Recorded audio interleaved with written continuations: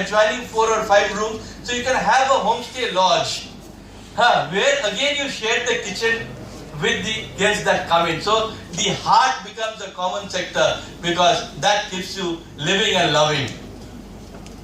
So these are the some small criteria. How should we grade a homestay? We should grade a homestay, a rural homestay especially, as per the rural location, the local architecture, the traditional lifestyle that they follow inside, the rooted practices that they have, even in agriculture and other. We saw a lot of presentation in the last 2 sessions. They showcase so good practices within the villages.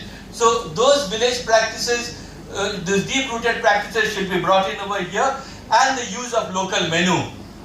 Those should be the prime criteria for approval or for grading the homestay, or not on the facilities at par with the hotels or lodges that should be considered. So we have to find out these kind of means, and I hope Kerala will show the way of how to go forward with it.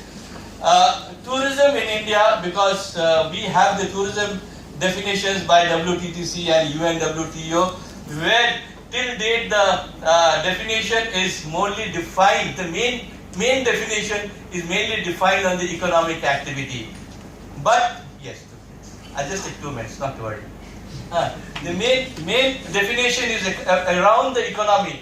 But in India, if you look, we had the hundreds and thousands of years of old culture of the pilgrimage. So you had to reach a pilgrimage center, so you had to take a Tirtha Yatra. And this Tirtha Yatra, knowingly, even if you had cart, even if you had the boat in those days, you walked all this way. Why you walked all the way? Because you could meet the villagers, you could meet the people on the way. So that is your lesson. Whatever degree that you can have from a college, from a university, from anywhere, but until and unless you haven't traveled, you haven't become wise. And that is where all the Buddhist monks and all the spiritual people around the world, they travel. Even Guru Nanak had the 5 biggest journeys.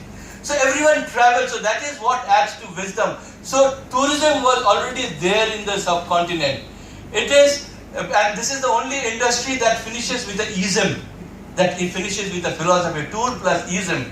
So what is this philosophy about? This philosophy is the philosophy between the traveler, the host, the journey that they are undertaking, and the destination.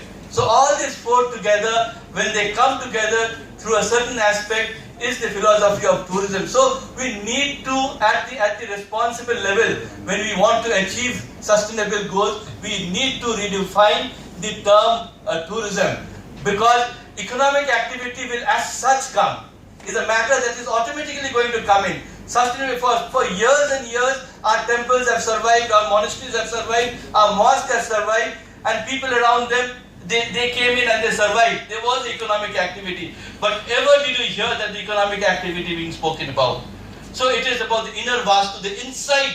Travel has to be coming from inside, and not from the big advertisements and the consumerism that we see. So that is where we have to strike travel into. So, and to understand that our sustainability lies in our villages, backyard forests, and our deep-rooted cultures. So let us invite the people around our country, whenever we are into a tourism industry, or the tourism trade, or the travel trade, homestays, destinations, all of us, let us get together and invite the people, the domestic tourists and the international tourists, to come and share our culture, to see our culture, to be a part of it, and let us baptize as many people as possible towards rural tourism. Thank you very much. I wouldn't have taken more time.